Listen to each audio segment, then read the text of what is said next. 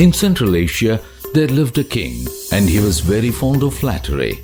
He was only interested in himself. Because of his foolish nature, crimes became high in the city.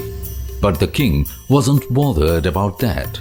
He used to call the artists, ask them to paint him in different forms, called the singers and asked them to sing praises on him. Even the dancers were not allowed to have their individuality. All the songs and dances had to be about the king. He was only interested in arts and rewarded the poets who praised him. There was a young man by the name of Qasim.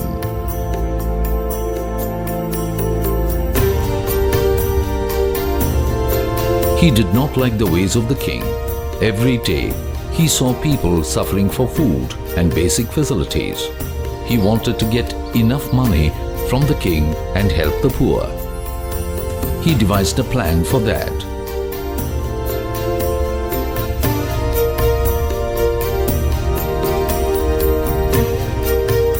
One day in the bazaar, Qasim was talking to his friend Bashir. He saw some of the king's soldiers next to him.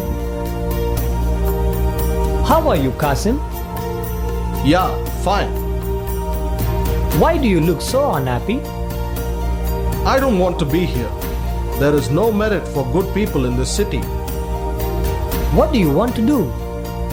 Bashir, I am planning to leave the city and move to a good place.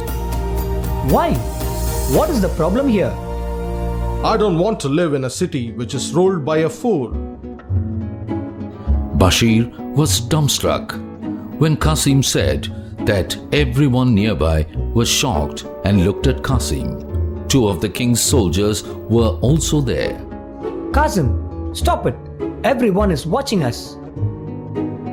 Let them watch. I have only spoken the fact. Or by hearing this, is the king going to take me and kill me? Qasim, keep quiet. But Qasim kept talking badly about the king. Immediately, the soldiers caught him by his collar and took him to the king.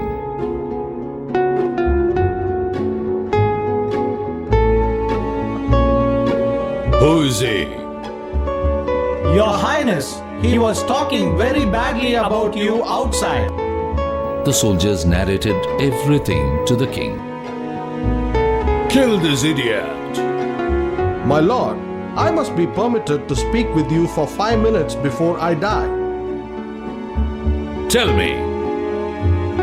My lord, I am your biggest admirer.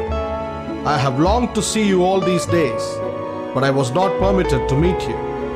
I knew if I speak badly about your highness, I will be brought before you. All right. I appreciate your intelligence. My lord, I have a poem written about you. Shall I read it aloud? Please go ahead. Qasim took a paper on which he had written a poem about Alexander the Great. In the entire poem, he struck down Alexander's name and replaced it with the king's name and read the poem. Excellent. Qasim, I set you free. The verses are excellent. It fits me exactly. Ministers, give Qasim the best reward. My lord, along with the rewards, I need another gift also. Tell me. I need a cloth worn by the royal donkey of the palace. All right. But why do you need that? That is to make everyone understand that I am like a donkey to you. Qasim, I am pleased with your devotion. Take the cloth of this donkey along with the precious gems and gifts. Thank you, your highness. Qasim left the palace. There was so much anxiety in the eyes of the public. Hey, Qasim, how come you have written safely? So many gifts? It's all for you. Qasim gave the gifts to the public. Thank you, Qasim. But what is this cloth you are wearing?